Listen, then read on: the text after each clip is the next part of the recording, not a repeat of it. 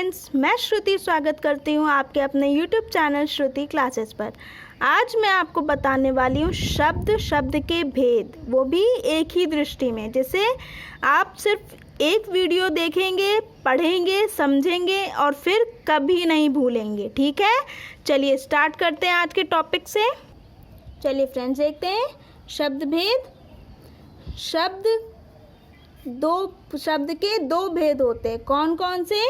सार्थक शब्द और निरर्थक शब्द। ठीक है, शब्द के दो भेद होते हैं, सार्थक शब्द, निरर्थक शब्द। सार्थक शब्द क्या होता है? जिनके स्पष्ट रूप से अर्थ निकले। ठीक है, ऐसे शब्द क्या कहलाते हैं? सार्थक शब्द कहलाते हैं। निरर्थक शब्द क्या होता है? जिनका स्पष्ट रूप से अर्थ ना निकले, उन्हें निरर्थक शब्द कहते हैं। ठीक है फ्रेंड्स, अब देखते हैं हम सार्थक कितने तरह के होते हैं। सार्थक शब्द 3 तरह के होते हैं। सार्थक शब्द के 3 भेद होते हैं। कौन कौन से? एक होता है रचना के आधार पर, एक होता है उत्पत्ति के आधार पर और एक होता है अर्थ के आधार पर। ठीक है, सबसे पहले हम क्या पढ़ेंगे? रचना के आधार पर पढ़ेंगे। रचना के आधार पर कौन कौन से शब्द आते हैं? ऋण शब्द, यौगिक शब्द और योगऋण शब्द। ठीक है, रचना के आधार पर हमारे कौन सार्थक शब्द के कौन कौन से भेद है? ऋण शब्द, यौगिक शब्द और योगऋण शब्द। ठीक है, चलिए समझते हैं अब ऋण शब्द क्या होता है। ऋण शब्द क्या होता है?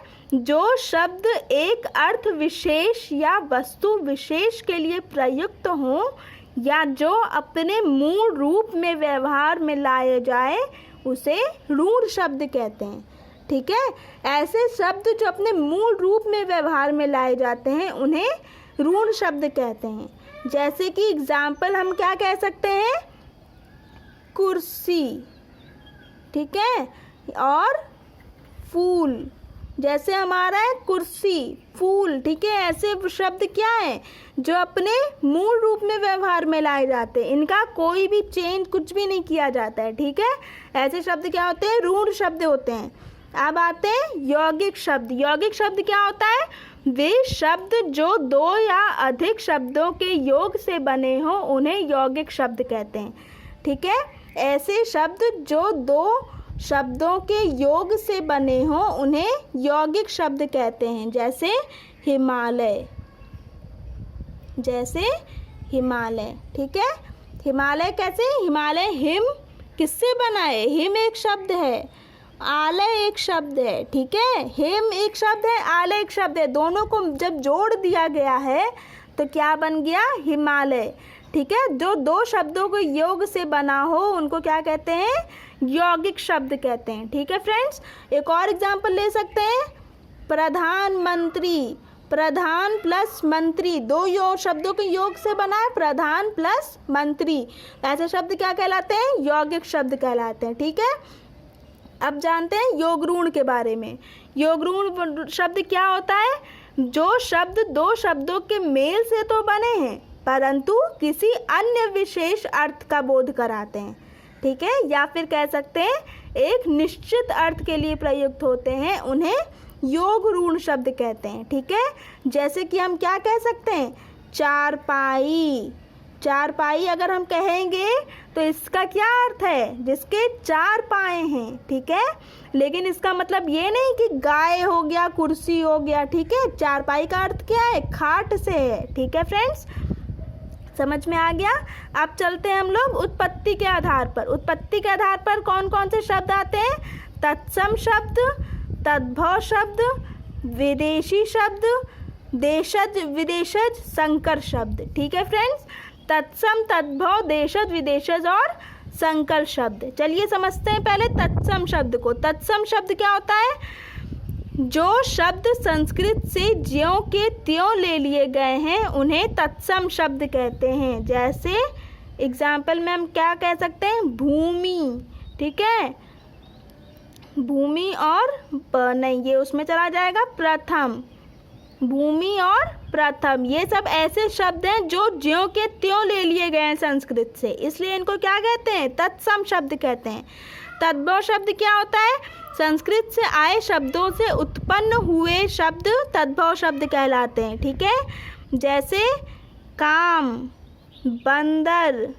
ठीक है फ्रेंड्स, ये किस में आ जाएंगे? तद्भव शब्द में आ जाएंगे। ठीक है, ये ज्यों के त्यों नहीं लिए गए, इनको क्या किया गया है? संस्कृत के शब्दों से उत्पन्न किया गया, इसलिए क्या कहलाते हैं? तद्भव शब्द कहलाते हैं। अब देखेंगे हम लोग देशज शब्द।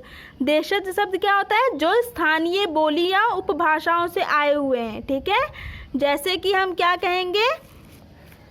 ढूंढना। ठीक है, खाट, ये सब क्या है? ये हमारे अपने ये हमारे क्या है? अपने देश की भाषा है। ठीक है, जो स्थानीय भाषाओं या उपभाषाओं से ले लिए गए हैं उन्हें क्या कहते हैं? देशज शब्द कहते हैं। अब आता है हमारा विदेशी शब्द। विदेशी शब्द क्या होता है? जो दूसरी भाषा से स्वीकार किए गए, ऐसे शब्द जो दूसरी भाषाओं से स्वीकार किए गए उन्हें विदेशी शब्द कहते हैं। जैसे कि बटन, तोप, कागज, ठीक है, कैंची, ये सब क्या हो जाएंगे? विदेशज शब्द कहलाएंगे। संकर शब्द क्या होता है? ऐसे शब्द जो दो भाषाओं के मिश्रण से बने हैं उन्हें क्या कहते हैं? संकर शब्द कहते हैं। इसका उदाहरण क्या हो जाएगा? रेलगाड़ी।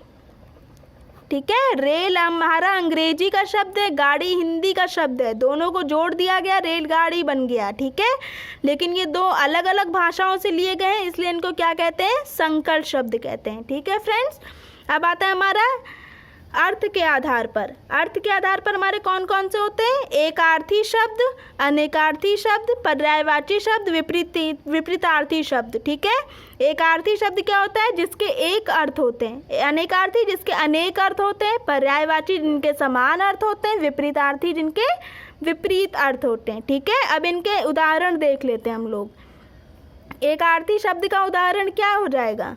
एकार्थी शब्द का उदाहरण बताइए, क्या हो जाएगा? अहंकार, क्या और अनुकंपा भी कह सकते हैं। ठीक है, अनेकार्थी शब्द जिनके एक अर्थ होते हैं। अहंकार और अनुकंपा के क्या होते हैं? एक ही अर्थ होते हैं, इसलिए वो क्या कहलाते हैं? एकार्थी शब्द कहलाते हैं। अनेकार्थी शब्द क्या होते हैं? जिनके अनेक अर्थ होते हैं, जैसे कि द्विज या फिर खर। द्विज का मतलब पक्षी भी होता है, दांत भी होता है, प्राणी भी होता है, चंद्रमा भी होता है। ठीक है, अनेक अर्थ होते हैं द्विज के, इसलिए ये कौन से शब्द हैं? अनेकार्थी शब्द हैं।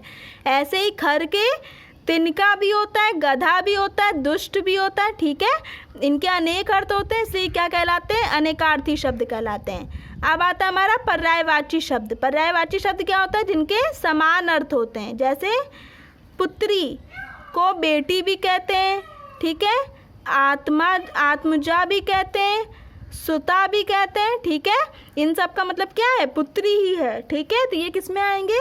पर्यायवाची शब्द में आएंगे। विपरीतार्थी शब्द में क्या आ जाएगा? विपरीत अर्थ प्रकट करने वाले, जैसे अपना, पराया। ठीक है, दिन, रात।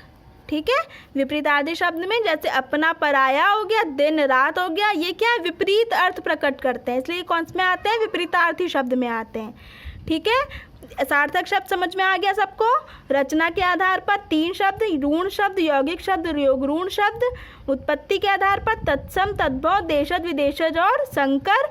अर्थ के आधार पर एकार्थी, अनेकार्थी, पर्यायवाची और विपरीतार्थी शब्द। ठीक है फ्रेंड्स, अब हम समझेंगे निरर्थक शब्द। निरर्थक शब्द के कितने प्रकार होते हैं? 2 प्रकार होते हैं। ठीक है, निरर्थक शब्द के विकारी के आधार पर ही होते हैं निरर्थक शब्द, और इसके 2 प्रकार होते हैं, विकारी और अविकारी। ठीक है फ्रेंड्स, विकारी और अविकारी। अब चलिए समझते हैं। ऐसे शब्द जो लिंग वचन के अनुसार बदल जाते हैं उन्हें विकारी शब्द कहते हैं। ठीक है, ऐसे शब्द जो लिंग वचन के अनुसार बदल जाते हैं उन्हें विकारी शब्द कहते हैं। अविकारी शब्द क्या हो जाएगा? जो लिंग वचन के अनुसार नहीं बदलते हैं उन्हें अविकारी शब्द कहते हैं। ठीक है फ्रेंड्स, अब क्या और क्या कह सकते हैं? विकारी में क्या क्या आता है? संज्ञा, सर्वनाम, क्रिया और विशेषण। ठीक है, विकारी शब्द क्या होता है? जो वचन कर्म के अनुसार बदल जाते हैं उन्हें क्या कहते हैं, विकारी शब्द कहते हैं। और इनके विकारी शब्द में कौन कौन से शब्द आते हैं, संज्ञा, सर्वनाम, क्रिया, विशेषण। ठीक है, अविकारी में क्या क्या आ जाएगा हमारा, देखिए अविकारी में क्या क्या आ जाएगा, क्रिया विशेषण, और क्या कह सकते हैं, संबंध बोधक,